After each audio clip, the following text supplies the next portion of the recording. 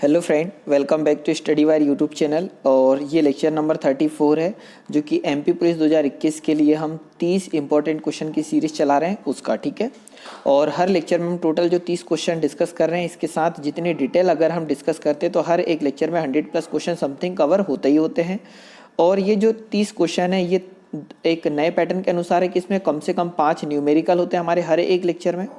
10 question ऐसे होते हैं जो कॉन्सेप्ट बेस होते हैं और 15 क्वेश्चन फैक्चुअल बेस होते हैं। मतलब अभी आज के समय में जो पेपर आ रहे हैं उसके अनुसार ही ये टोटल 30 क्वेश्चन कवर किए गए हैं।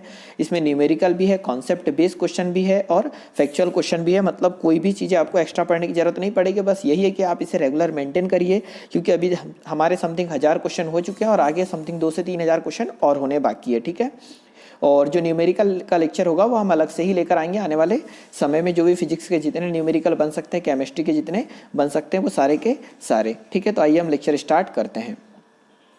तो आज के लेक्चर का ये सबसे पहला क्वेश्चन हो जाएगा, ठीक है, 981 नंबर का। ठीक है, और क्वेश्चन कुछ इस प्रकार से हो जाएगा कि नाइट्रोजन के 0.6 अणु का द्रव्यमान कितना है, ये हमसे पूछा गया है। तो नाइट्रोजन के 0.6 अणु का द्रव्यमान कितना है ये हमसे पूछा गया है। तो सबसे पहले तो आपको ये पता होना कि जो नाइट्रोजन है, ठीक है, जो ये नाइट्रोजन है इसका संकेत क्या होता है, तो N2 होता है। ठीक है, हम इसे क्या लिखते हैं, हमेशा और हमेशा N2 लिखते हैं। तो नाइट्रोजन का जो परमाणु क्रमांक कितना है, तो 7 होगा। तो परमाणु भार कितना हो जाएगा, 14। तो हम ये बोल सकते हैं कि नाइट्रोजन का परमाणु क्रमांक 7 और परमाणु भार कितना होगा, 14। परंतु हमने यहाँ नाइट्रोजन कितने लिए हैं, 2, तो हम इसमें 2 का गुणा कर सकते हैं। तो हम ये बोल सकते हैं कि इसका जो द्रव्यमान होगा कितना होगा, 28 ग्राम होगा। ठीक है, किसका, नाइट्रोजन का द्रव्यमान कितना होगा, 28 ग्राम। किसका, वो भी N2 का द्रव्यमान 28 ग्राम होगा। अब 28 ग्राम अगर द्रव्यमान हमारा N2 का है तो हमसे क्या बोला है कि कितने अणु का मात्र 0.6 का द्रव्यमान निकालना है। हम इतना जान रहे हैं कि जो N2, ठीक है, N2 का द्रव्यमान कितना आया, 28 आया। हमें सिर्फ और सिर्फ इतने भाग का द्रव्यमान चाहिए, तो इतने का इसमें गुणा कर दो। तो 0.6 का जब हम इसमें गुणा करेंगे तो आ जाएगा कितना, 16.8 ग्राम आ जाएगा। ठीक है, मतलब ऑप्शन नंबर 3 जाएगा यहाँ पर क्या, राइट आंसर। ठीक है, तो ये हो जाएगा हमारा राइट आंसर। एक मिनट हम पीरियोडिक टेबल में देख लेते हैं इसे। तो अगर आप ये देखोगे तो यहाँ पर ये पीरियोडिक टेबल, ठीक है, हम बात कर रहे थे इस नाइट्रोजन की।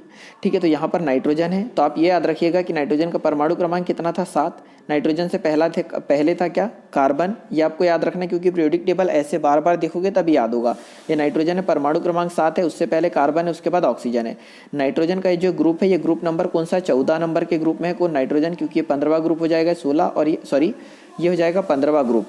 नाइट्रोजन का जो ग्रुप है वो कौन सा ग्रुप हो जाएगा, 15वें नंबर का, क्योंकि उसके बाद वाला 16, फिर 17 और ये 18वां ग्रुप।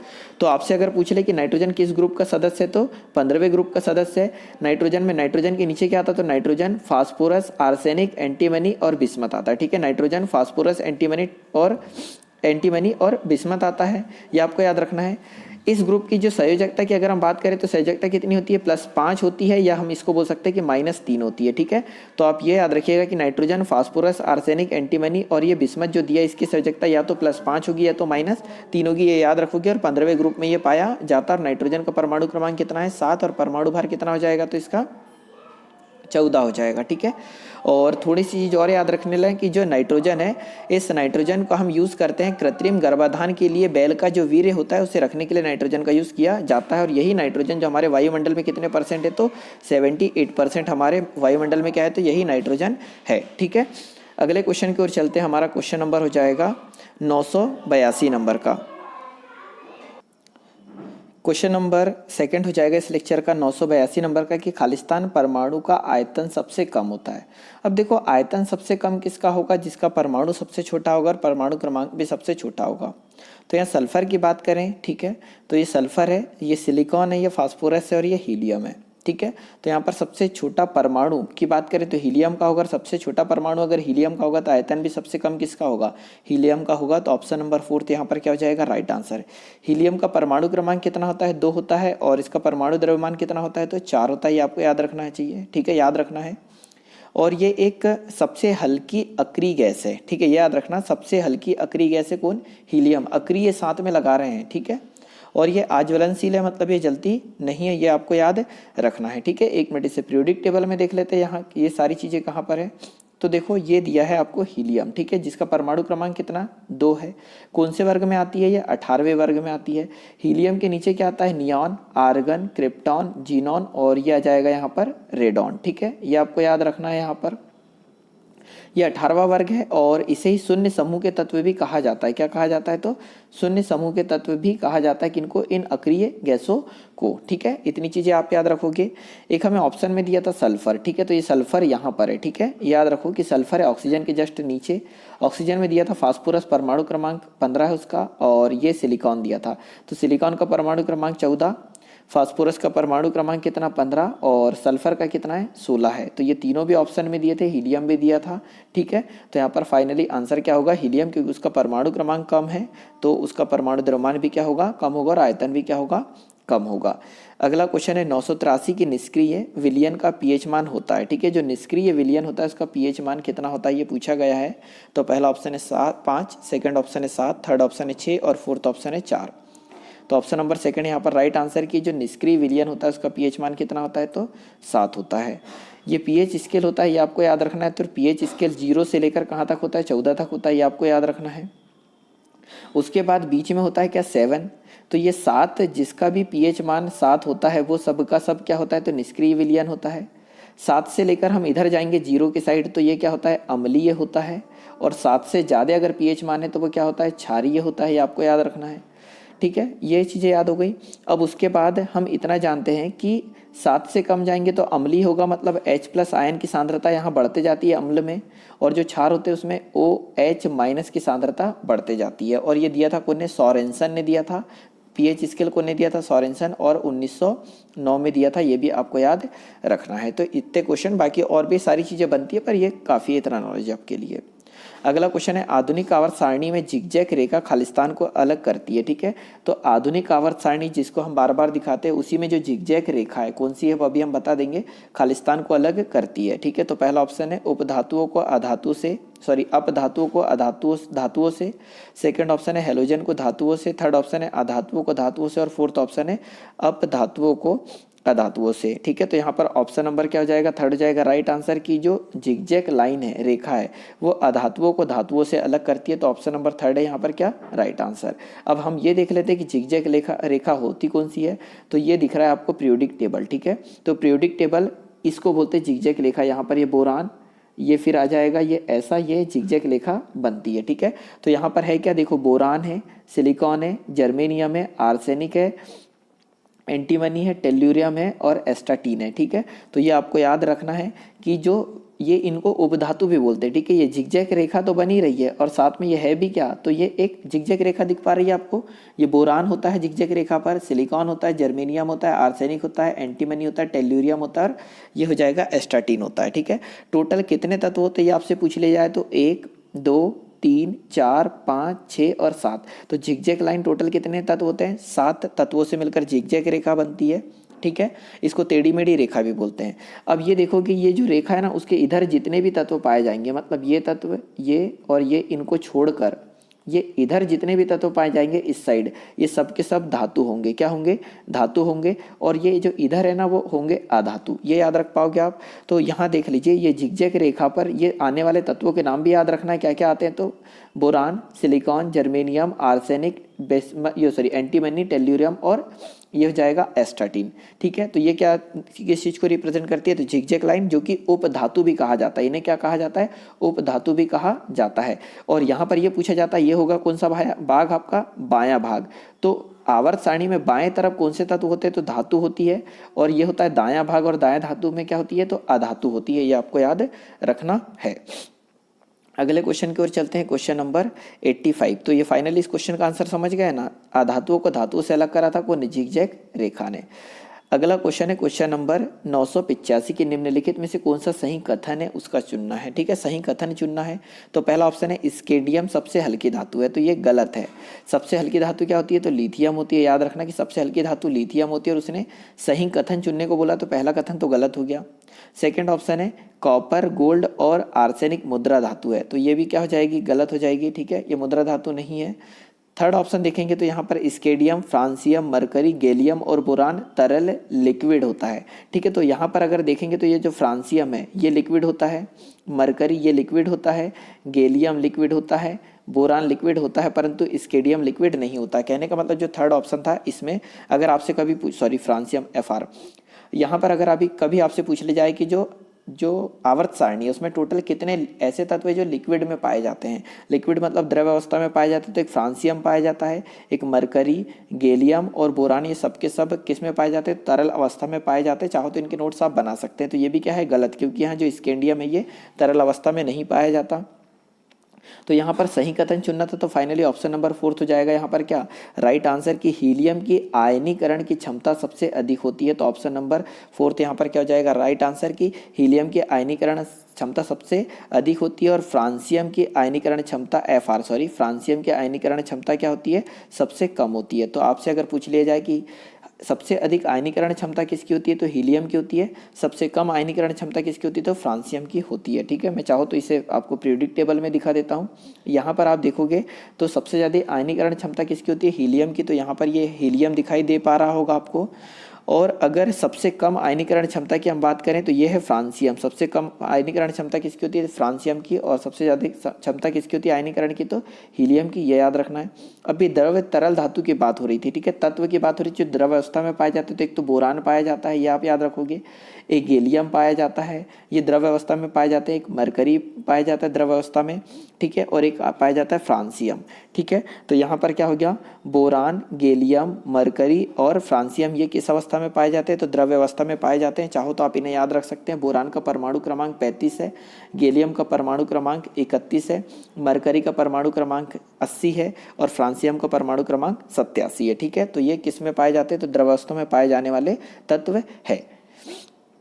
अगले क्वेश्चन की ओर चलते हम। अगला क्वेश्चन हो जाएगा हमारा क्वेश्चन नंबर, ठीक है, इस क्वेश्चन का ऑप्शन नंबर 4 राइट आंसर है, बाकी 3 गलत होंगे।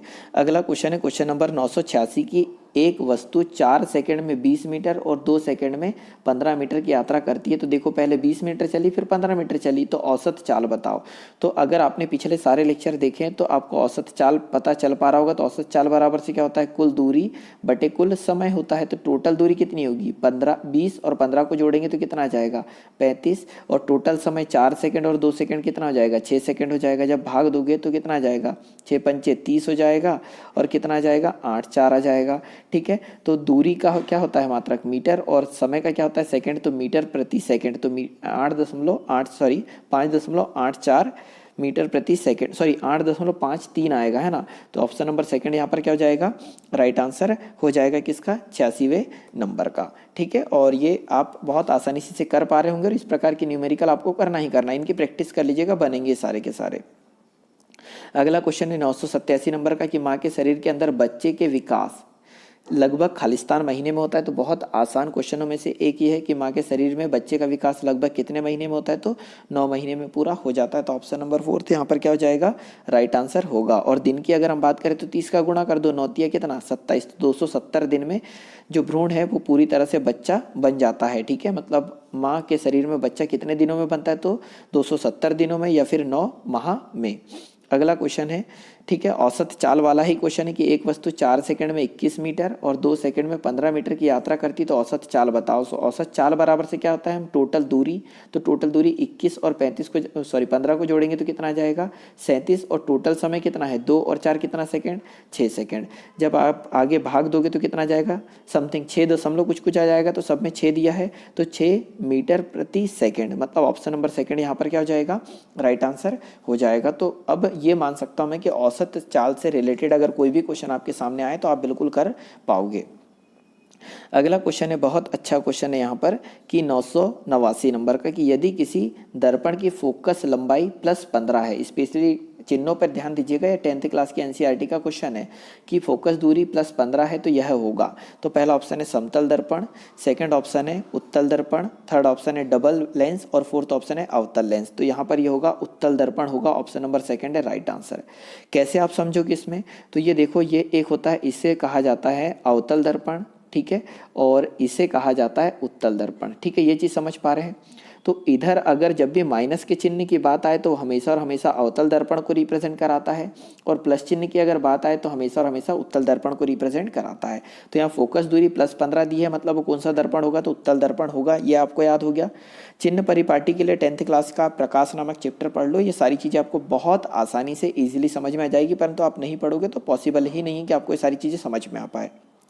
अगला क्वेश्चन है 990 नंबर का कि उत्प्रेरक वे पदार्थ होते हैं, ठीक है। जो उत्प्रेरक होते हैं वो क्या होते हैं वो हमें बताना है। तो पहला ऑप्शन है अभिक्रियाओं को मंद कर देते हैं, सेकंड ऑप्शन है अभिक्रिया को तीव्र कर देते हैं, थर्ड ऑप्शन है अभिकारकों को मुक्त करते हैं, और फोर्थ ऑप्शन है अभिक्रियाओं को निष्क्रिय कर देते हैं। तो जो उत्प्रेरक होते हैं वो अभिक्रिया की तीव्रता को क्या कर देते हैं, यहाँ पर बढ़ा दिया वाला लिखा ही नहीं है क्या, लिखा हुआ है। ऑप्शन नंबर सेकंड है राइट आंसर की अभिक्रियाओं की तीव्रता को तीव्र कर देते हैं। तीव्र कर देते हैं मतलब बढ़ा देते हैं। तो उत्प्रेरक ऐसे पदार्थ होते हैं जो कि अभिक्रिया की तीव्रता को बढ़ा देते हैं। एग्जाम्पल हम कहाँ पर देखेंगे, तो आपने देखा होगा कि कभी आप सब्जी बना रहे हैं, ठीक है, या फिर आप दाल बना रहे हैं और अगर वो उबल नहीं पा रही है, ठीक है, सही से बन नहीं पा रही, उबल नहीं पा रही, तो उसमें खान सोडा डाल दिया जाता है, जिसे हम बोलते हैं खाने का सोडा, उसमें डाल दिया जाता है तो आसानी से पक जाती है, ठीक है। तो उसकी क्रिया क्या होती है, बढ़ जाती है। उसी प्रकार जब हमें दूध से दही बनाना होता है, ठीक है, दूध से दही बनाना होता है तो वो कम से कम 12 घंटे 15 घंटे का समय लेता है। परंतु अगर हम उस दूध में दही डाल दें अलग से, ठीक है, ये अगर मान लो इसमें दूध भरा हुआ है, इसमें अलग से दही डाल दें तो ये क्रिया बढ़कर 8 से 10 घंटे में ही दही तैयार हो जाएगा। इसका ये मतलब है कि जो अलग से दही डाल रहा था वो उत्प्रेरक का कार्य करता था। तो उत्प्रेरक वह सारे पदार्थ होते हैं जो अभिक्रिया की दरों को तीव्र कर देते हैं। तो ऑप्शन नंबर सेकंड होगा राइट आंसर। अब यहाँ से क्वेश्चन और बनता है कि अगर आपसे पूछ ले जाए कि उत्प्रेरक की खोज किसने की थी, तो वो की थी बर्जीलियस ने। किसने की थी, बर्जीलियस ने करी थी। ये आपको याद रखना है कि जीलियस से, ठीक है, तो बर्जीलियस ने करी थी। सन की अगर हम बात करें तो 1835 में बर्जीलियस नामक वैज्ञानिक ने उत्प्रेरक की खोज की थी। ये आपको याद रखना है। उत्प्रेरक तो अगर देखा जाए तो स्पेशली 4 प्रकार के भी होते हैं। एक धनात्मक उत्प्रेरक होता है, एक ऋणात्मक उत्प्रेरक होता है, एक स्व उत्प्रेरक होता है और एक प्रेरित उत्प्रेरक होता है, ठीक है। तो उत्प्रेरक 4 प्रकार के होते हैं, धनात्मक, ऋणात्मक, स्व और प्रेरित उत्प्रेरक होता है, ठीक है। और मुख्यतः वैसे हम स्वांगी उत्प्रेरक और विषमांगी उत्प्रेरक की बात करते हैं। 2 चीज़ें और याद रख लेना कि उत्प्रेरक की अगर बात हो रही है तो एक होता है देखिए निकिल, ठीक है। निकिल को हम रिप्रेजेंट करते हैं किससे, Ni से। एक निकिल नामक उत्प्रेरक होता है जो कि वनस्पति तेलों से घी बनाने में यूज़ होता है, ठीक है। तो पेपर में यह अक्सर करके पूछा जाता है कि वनस्पति तेलों को घी बनाने में किस उत्प्रेरक का यूज़ होता है, तो निकिल उत्प्रेरक का यूज़ होता है। और एक आप आयरन याद रखना, इसे लोह चूर्ण बोलेंगे, ठीक है। लोह चूर्ण एक उत्प्रेरक का कार्य करता है। ये भी जब अमोनिया गैस बनाने की हेबर विधि होती है ना, अमोनिया गैस बनाने की, जो अमोनिया का फॉर्मूला क्या होता है, NH4। तो अमोनिया गैस बनाने की जो हेबर विधि होती है उसमें किस चीज़ का उत्प्रेरक यूज़ करते हैं, तो लोहे के चूर्ण का यूज़ करते हैं। तो निकिल उत्प्रेरक है जो वनस्पति तेलों से घी बनाने में यूज़ होता है, और एक आयरन उत्प्रेरक है जो कि अमोनिया गैस की हेबर विधि में यूज़ किया जाता है उत्प्रेरक के रूप में। और उत्प्रेरक का खोज की थी कौन ने, तो 1835 में की गई थी बर्जीलियस नामक व्यक्ति ने। अगला क्वेश्चन है क्वेश्चन नंबर 991 हो जाएगा कि टेस्टोस्टेरोन जो एक नर सेक्स हार्मोन है खालिस्तान में संश्लेषित होता है, ठीक है। तो टेस्टोस्टेरोन एक क्या है, हार्मोन है जो कि नर सेक्स हार्मोन है। ये कहाँ पर संश्लेषित होता है, ये हमसे पूछा गया है। तो पहला ऑप्शन है वृषण में, सेकंड ऑप्शन है यहाँ पर प्रोस्टेट ग्रंथि में, थर्ड ऑप्शन है अंडकोश थैली में, और फोर्थ ऑप्शन है सेमिलन वेसिकल में, ठीक है। तो ऑप्शन नंबर फर्स्ट है यहाँ पर राइट आंसर की। जो टेस्टोस्टेरोन है ये पुरुष सेक्स हार्मोन है, ठीक है, और ये वृषण में बनता है या फिर हम संश्लेषित होता है, हम ये बोल सकते हैं, ठीक है। 1 मिनट में आपको डायग्राम बता देता हूँ इसका। ये आपको दिखाई दे रहा होगा एक डायग्राम, ठीक है। तो ये होता है टेस्टिस, जिसे बोलते हैं वृषण बोलते हैं। यहाँ पर क्या तैयार होंगे, तो यहाँ पर तैयार होते हैं टेस्टोस्टेरोन, ठीक है, टेस्टोस्टेरोन हार्मोन। और ये टेस्टोस्टेरोन हार्मोन जो है, ठीक है, वृषण में तैयार हुए, और ये इस नलिका से, जिस नलिका को हम शुक्रवाहिनी बोलते हैं, शुक्रवाहिनी की द्वारा यहाँ से इधर जाते हैं, और ये शुक्राशय, ठीक है, ये शुक्राशय यहाँ पर इकट्ठे हो जाते हैं, ठीक है। तो यहाँ वृषण में क्या बना है, टेस्टोस्टेरोन बना, और ये शुक्रवाहिका से गए और यहाँ शुक्राशय ये जो दिख रहे हैं यहाँ पर इकट्ठे हो जाते हैं। और यहीं शुक्राशय पर देखोगे तो एक प्रोस्टेट ग्रंथि भी होती है, यहाँ पर एक हार्मोन निकलता है प्रोस्टेट हार्मोन, ठीक है। तो प्रोस्टेट हार्मोन भी कौन सा होगा, तो नर हार्मोन होगा। और एक वृषण से निकला है कौन सा हार्मोन, तो टेस्टोस्टेरोन, ये भी नर हार्मोन होगा, ठीक है।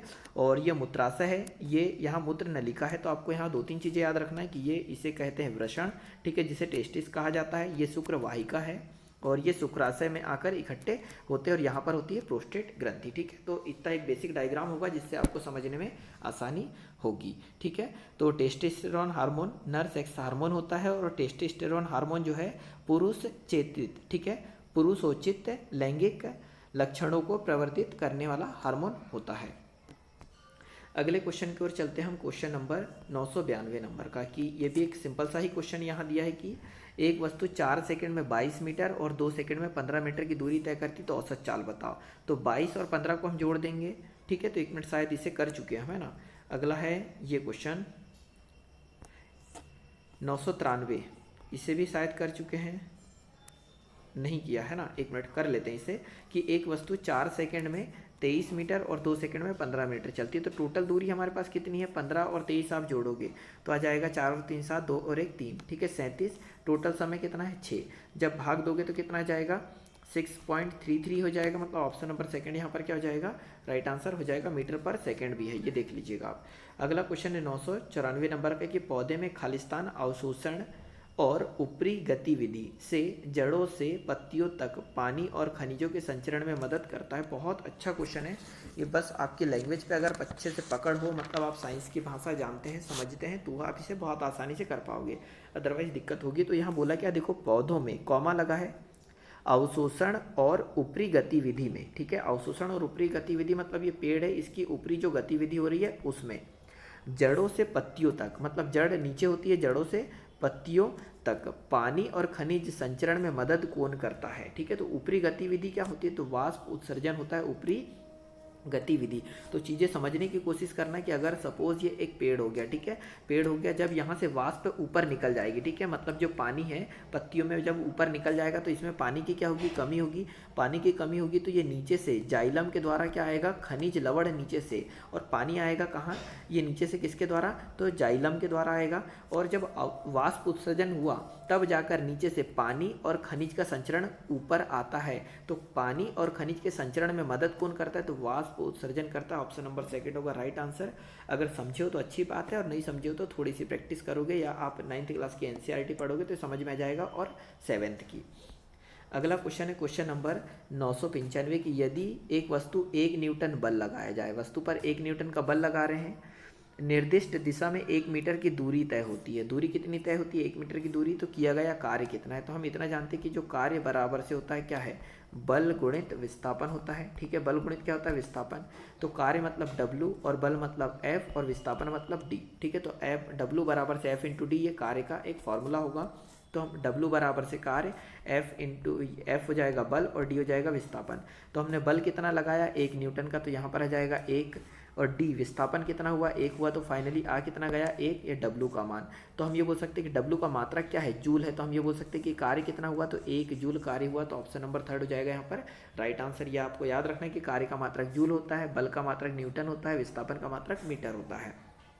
ठीक है, अगले क्वेश्चन की ओर चलते। क्वेश्चन नंबर 996 हो जाएगा कि खालिस्तान ऊतक का निर्माण मृत कोशिकाओं के संयोजन से होता है। ठीक है, तो ये जो 4 आपको दे रखा है, स्क्लेरेनकाइमा, पेरेनकाइमा, कोलेनकाइमा और एरेनकाइमा, इसमें से ऐसा कौन सा है जिसका निर्माण मृत कोशिकाओं के मरने से होता है या संयोजन से होता है। तो ऑप्शन नंबर फर्स्ट हो जाएगा राइट आंसर। जो स्क्लेरेनकाइमा है, ये इस ऊतक का निर्माण हमेशा और हमेशा जो मृत कोशिका होती है पेड़ पौधों में उनसे होता है। स्क्लेरेनकाइमा को अगर आपको देखना है तो ये सपोज कोई पेड़ हो गया, और पेड़ की जो छाल होती है ना बाहरी, ये छाल ये स्क्लेरेनकाइमा की बनी होती है। आपने मटर के दाने देखे होंगे, चने देखे होंगे, तो चने के जो ऊपरी का जो परत होती है वो किसकी बनी होती है, स्क्लेरेनकाइमा की बनी होती है। आप किसी भी पेड़ और लकड़ी को देखोगे तो उसके सबसे ऊपर की परत किसकी बनी होती है, तो स्क्लेरेनकाइमा की बनी होती है। ठीक है, और इसकी कोशिका भित्ति क्या हो जाती है, मोटी हो जाती है, और अंदर जाने के लिए कोई भी जगह नहीं होती, ये आपको याद रखना है। और अगर यहाँ बात करें, एक ये कोलेनकाइमा याद रख लीजिएगा। ठीक है, क्या याद रखना है इसमें कि कोलेनकाइमा को हरित ऊतक बोलते हैं। ठीक है, आपसे पूछ ले जाए पेपर में कि हरित ऊतक किसे कहा जाता है, तो कोलेनकाइमा को हरित ऊतक कहा जाता है। ठीक है, ये याद रखिएगा। और स्क्लेरेनकाइमा जो नारियल के ऊपर जो बूझ होती है ना, वो किसका होता है, तो स्क्लेरेनकाइमा का होता है। अब ये पेरेनकाइमा की बात आई तो एक चीज़ और सुन लो कि आपने नदी में तैरते हुए पौधे देखे होंगे। ठीक है, नदी में जो तैरते हुए पौधे होते हैं वो होता है एरेनकाइमा। ठीक है, मतलब मान लो ये एक पौधा है, कमल का पौधा आपने देखा होगा ये, तो इसमें बीच में ऐसा हल्का हल्का गैप होता है जिससे ये ऊपर तैरने में मदद करता है। कौन सा, ऊतक तो एरेनकाइमा, ठीक है, इसमें बीच में एयर होती है इसलिए इसका नाम एरेनकाइमा रख दिया। और एरेनकाइमा किसका भाग है, तो पेरेनकाइमा का भाग है। तो यहाँ पे दो चीज़ें और समझ लो, एक होता है पेरेनकाइमा, ठीक है, पेरेनकाइमा ऊतक होता है। पेरेनकाइमा को दो भागों में बांटते हैं, एक होता है एरेनकाइमा और एक होता है क्लोरेनकाइमा। क्लोरेनकाइमा, ये कोलिन काइमा अलग है, क्लोरीन काइमा अलग है। तो देखो पेरेन काइमा को दो भागों में बांटते हैं, एक एरेन काइमा और एक क्लोरीन काइमा। तो जो एरेन काइमा होता है ये जलीय पौधों में पाया जाता है, जो इसे तैरने में मदद करता है, कौन, एरेन काइमा। और क्लोरीन काइमा ऐसा होता है जो जलीय पौधों में जो हरा वाला भाग होता है वो किसके कारण होता है, तो क्लोरीन काइमा के कारण होता है, जिसके कारण वो प्रकाश संश्लेषण की क्रिया संपन्न कर पाते हैं, ठीक है। तो यहाँ से इतनी चीज़ें याद रखना। फाइनली मृत कोशिकाओं से संयोजित बनने होने वाला ऊतक कौन सा है, तो स्क्लेरेन काइमा होगा। अगला क्वेश्चन है 997 नंबर का कि जब एक एसिड, ठीक है, एसिड की बात हो रही है तो एसिड कुछ भी हो सकता है, H2SO4 सॉरी HCl भी एक एसिड हो सकता है या H2SO4 भी एक एसिड हो सकता है। तो जब एक एसिड धातु ऑक्साइड मतलब कैल्शियम ऑक्साइड भी हो सकता है, आयरन ऑक्साइड भी हो सकता है, ठीक है, कुछ भी हो सकता है। तो जब एक एसिड धातु ऑक्साइड के साथ अभिक्रिया करता है तो उत्पाद के रूप में खालिस्तान और खालिस्तान प्राप्त करता है, ठीक है। तो जब भी एक एसिड, अम्ल और एक धातु की क्रिया होती है तो हमेशा और हमेशा लवण और जल का निर्माण होता है, ठीक है। किसका, लवण और जल का निर्माण होता है। तो ऑप्शन नंबर 4 यहाँ पर क्या हो जाएगा, राइट आंसर हो जाएगा, ठीक है, ये आपको याद रखना है। अगला क्वेश्चन है और ये 10th क्लास का क्वेश्चन था जो पिछला था, ये 998 नंबर का, निम्नलिखित में से कौन सी निष्क्रिय गैस बाहरी कक्षक में केवल 2 इलेक्ट्रॉन होते हैं। तो देखो निष्क्रिय गैस की बात करी तो निष्क्रिय गैस होती है helium, neon, argon, krypton, Kr krypton और जीनॉन और Rn रेडॉन होती है। तो उसने बोला कि निष्क्रिय गैस बाहरी कक्षा में केवल और केवल 2 इलेक्ट्रॉन होते हैं। तो ऑप्शन नंबर फर्स्ट हो जाएगा राइट आंसर, किसमें, हीलियम में होता है, ठीक है। चाहो तो यहाँ पर देख लो, ये है हीलियम, ठीक है। तो यहाँ अगर आप देखोगे तो ये फर्स्ट वाली जो गैस है इसमें, सॉरी जो हीलियम गैस है इसमें देखोगे तो ये केवल और केवल 2, एक इलेक्ट्रॉन यहाँ, एक इलेक्ट्रॉन यहाँ, और ये हो जाएगा हीलियम। तो हीलियम में और केवल 2 इलेक्ट्रॉन होते हैं जो कि बाहरी कक्षा में होते हैं। परंतु वहीं पर आप नीचे के किसी भी neon, argon, krypton, xenon, radon को उठाओगे तो इसके बाहरी कक्षक में 8 इलेक्ट्रॉन होते हैं। तो आपको क्या याद रखना है, यहाँ पर 2 चीज़ें याद रखना कि हीलियम के बाहरी कक्षक में केवल और केवल 2 इलेक्ट्रॉन होते हैं, जबकि नियॉन, आर्गन, क्रिप्टॉन, जीनॉन और रेडॉन के बाहरी कक्षक में हमेशा और हमेशा कितने इलेक्ट्रॉन होते हैं, 8 इलेक्ट्रॉन होते हैं। ये आपको याद रखना है, यहाँ से क्वेश्चन बनते हैं। अगला क्वेश्चन है क्वेश्चन नंबर 999 के समस्थानिकों में खालिस्तान की संख्या समान होती है, सॉरी समभारिक बोला है ना, समभारिकों में खालिस्तान की संख्या समान होती है। बहुत अच्छे क्वेश्चनों में से एक क्वेश्चन होगा कि समभारिकों में किसकी संख्या समान होती है। तो पहला ऑप्शन है नाभिक, सेकंड ऑप्शन है इलेक्ट्रॉन, थर्ड ऑप्शन है आयन और फोर्थ ऑप्शन हो जाएगा प्रोटॉन, ठीक है। तो यहाँ पर ऑप्शन नंबर फर्स्ट है यहाँ पर राइट आंसर की समभारिकों में नाभिक की संख्या क्या होती है, समान होती है। तो ये बहुत इंपॉर्टेंट क्वेश्चन हो सकता है, ठीक है। समस्थानिक नहीं बोला है, समभारिक बोला है। कुछ पॉइंट जो मैं बता रहा हूँ आप ये याद रखिएगा कि जो समभारिक होते हैं, ठीक है, तो इसके परमाणु द्रव्यमान क्या होते हैं, समान। मतलब नाभिक में जो होते हैं क्या, प्रोटॉन और न्यूट्रॉन जो होते हैं, इनसे मिलकर क्या बनता है, नाभिक बनता है। तो हम ये बोल सकते हैं कि प्रोटॉन और न्यूट्रॉनों के योग के बराबर होता है समभारिक। तो समभारिक में परमाणु द्रव्यमान हमेशा और हमेशा क्या होते हैं, बराबर होते हैं। तो नाभिक बराबर होते हैं, हम ये भी इसको बोल सकते हैं। 2 पॉइंट यहाँ याद रखिएगा। ये पहला पॉइंट जो मैं बोल रहा हूँ इसे याद रखिए कि समभारिकों में अधिकांश भौतिक गुण एक दूसरे से भिन्न होते हैं। मतलब जो इसके भौतिक गुण होते हैं, कौन के, जो समभारिक होते हैं उसके भौतिक गुण अधिकांशतः भिन्न होते हैं, ठीक है, ये याद रखिएगा। और उसके बाद जो समभारिक है इनका जो सेकंड पॉइंट है कि इनके जो रासायनिक गुण हमेशा और हमेशा जो होंगे, कौन से गुण, रासायनिक गुण। तो रासायनिक गुण सर्वथा भिन्न होंगे। भौतिक गुण कभी कभी भिन्न होते हैं पर रासायनिक गुण हमेशा और हमेशा भिन्न होते हैं। और जो समस्थानिक, ठीक है, इसके जो भौतिक गुण समान, सॉरी एक मिनट, और जो थर्ड पॉइंट है ये याद रखिएगा कि जो समभारिक है, समभारिक में भौतिक गुण अगर किसी के समान हो गए तो उनका परमाणु द्रव्यमान पर निर्भर करता है। अगर जो भौतिक गुण जिनके समान हो रहे हैं तो वो भौतिक गुणों पर, सॉरी परमाणु द्रव्यमानों पर डिपेंड करता है। ये चीज़ें अगर आप याद रखोगे तो बहुत बेटर होगा, इससे जो अच्छे क्वेश्चन बनेंगे वो आपसे बनने की संभावना बढ़ जाएगी। अगला क्वेश्चन है कि चूना, ठीक है, जिसका फॉर्मूला क्या होता है, CaO, चूना और क्लोरीन मतलब Cl के साथ अभिक्रिया करके क्या बनाता है। तो देखो चूना मतलब क्या हो जाएगा, CaO, और क्लोरीन से जब क्रिया होती है Cl2 से तो बनता क्या है, ठीक है। तो पहला ऑप्शन है बेकिंग पाउडर, सेकंड ऑप्शन है प्लास्टर ऑफ पेरिस, थर्ड है ब्लीचिंग पाउडर और फोर्थ ऑप्शन हो जाएगा बेकिंग सोडा। तो ऑप्शन नंबर थर्ड यहाँ पर हो जाएगा राइट आंसर। क्या बनता है, ब्लीचिंग पाउडर। जब CaO मतलब ये चूना का फॉर्मूला है, बिना बुझा हुआ चूना बोलते हैं इसको, और ये क्लोरीन है, इन दोनों की क्रिया करेंगे तो ये बनेगा क्या, ब्लीचिंग पाउडर बनेगा। ऑप्शन नंबर 3 है राइट आंसर। और ब्लीचिंग पाउडर का फॉर्मूला हो जाएगा CaOCl2, ठीक है, CaOCl2 ये ब्लीचिंग पाउडर का फॉर्मूला है, ये आपको याद रखना है। इसे आप नॉर्मली कहाँ देखोगे, अगर आप शहर में रहते हैं तो जो नालियाँ होती है उसमें एक पाउडर डलता होगा नगर पालिका की तरफ से, तो वो ये होता है ब्लीचिंग पाउडर।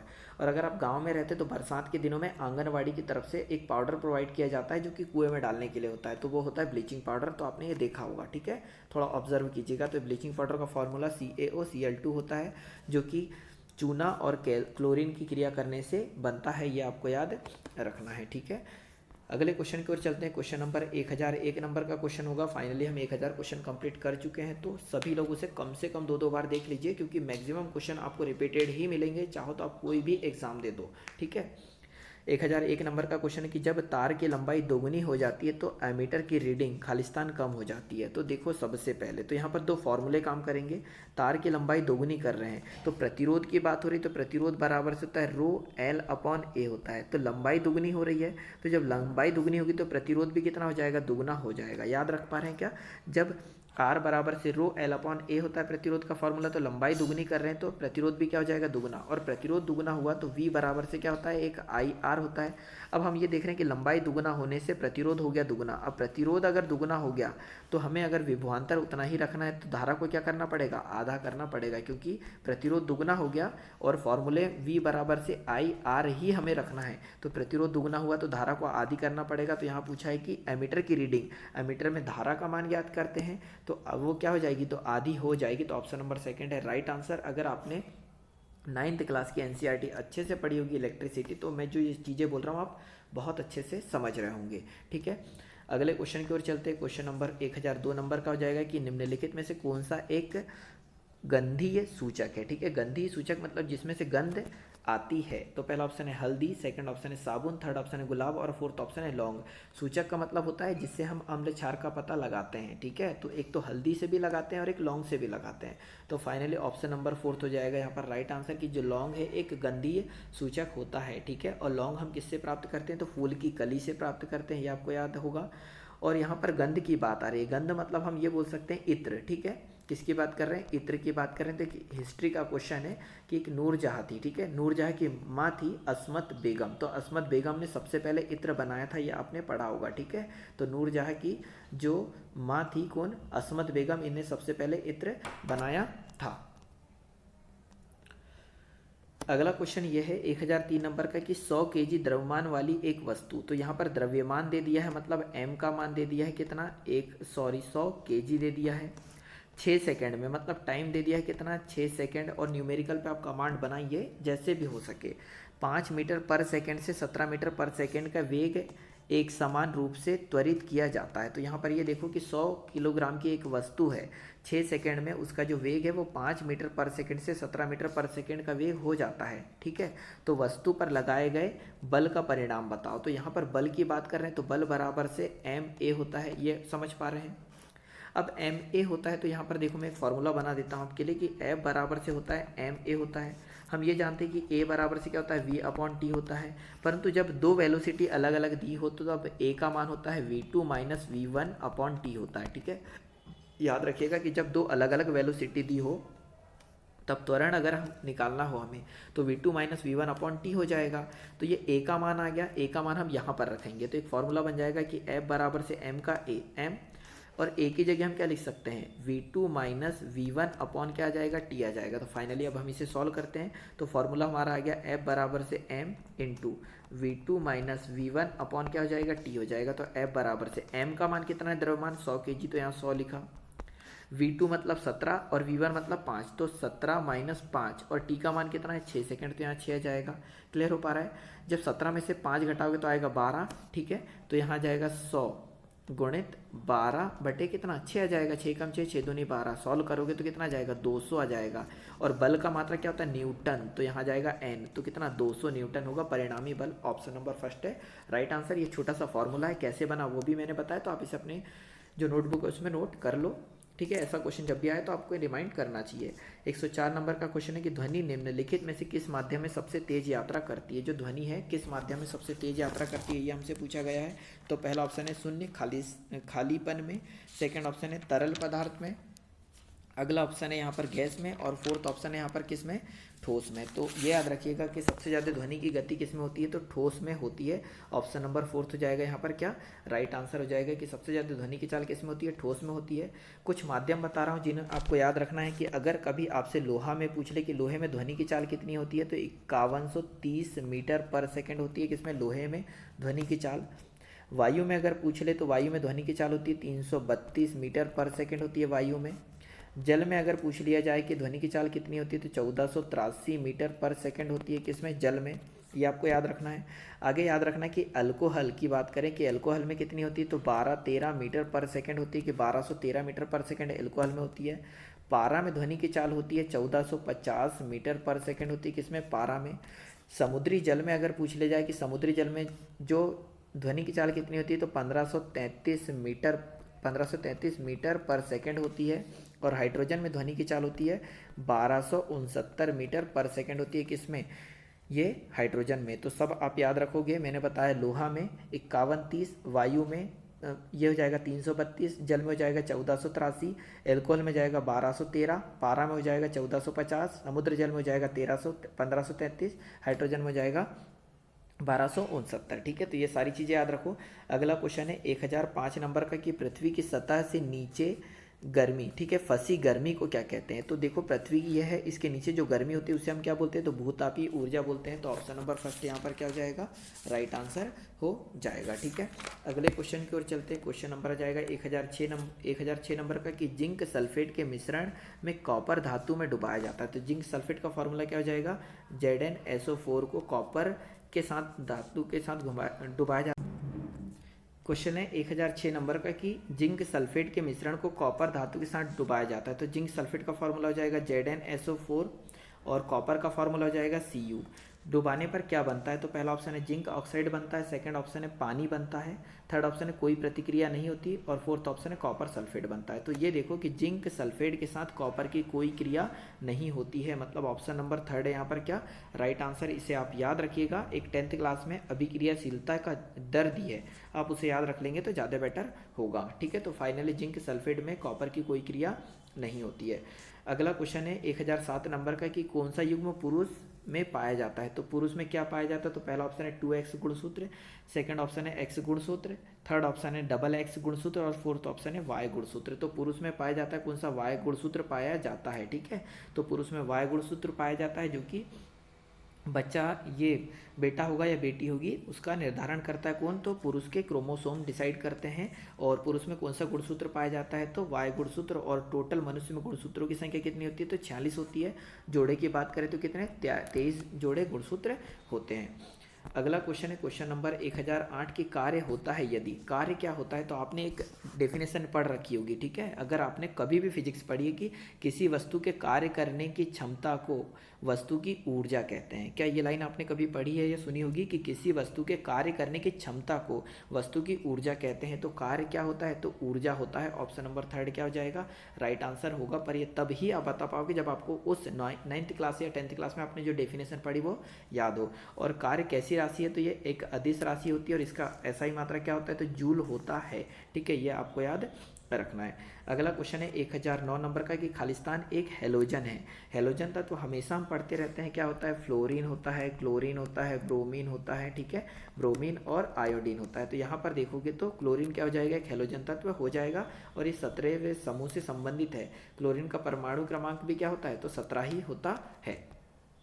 अगला क्वेश्चन है 1010 नंबर का कि वस्तुएं जो अपनी रोशनी स्वयं उत्पादित करती है वो खालिस्तान कहते हैं। ऐसी वस्तुएं जो अपनी रोशनी स्वयं उत्पादित करती है उसे क्या कहते हैं, तो पहला ऑप्शन है पारदर्शी वस्तुएं, सेकंड ऑप्शन है गैर चमक वस्तुएं, थर्ड ऑप्शन है स्पष्ट वस्तुएं, और फोर्थ ऑप्शन है चमकदार वस्तुएं। तो देखो क्या हो रही है कि वस्तुएं अपनी रोशनी खुद उत्पादित कर रही है तो उसे चमकदार वस्तु कहेंगे। ऑप्शन नंबर फोर्थ होगा राइट आंसर। जैसे सूर्य हो जाएगा, ठीक है, सूर्य हो जाएगा कौन सा, खुद उत्पादित कर रहे हैं अपनी रोशनी, तो चमकदार वस्तु। लाइट की अगर हम बात करें तो ये हो जाएगा। वहीं पर हम बात करें मोमबत्ती हो जाएगा चमकदार वस्तु के अंतर्गत, जो कि खुद स्वयं उत्पादित करते हैं। ठीक है, तो फाइनली आज के लेक्चर में तो इतना ही। अगर लेक्चर पसंद आया हो तो इसे लाइक और शेयर जरूर करें। फर्स्ट टाइम चैनल पे आ रहे हैं तो चैनल सब्सक्राइब भी करें। कोई भी प्रॉब्लम, अगर कोई भी क्वेरी हो तो आप कमेंट बॉक्स में कमेंट कर सकते हैं। वीडियो देखने के लिए बहुत बहुत धन्यवाद। जय हिंद, जय भारत।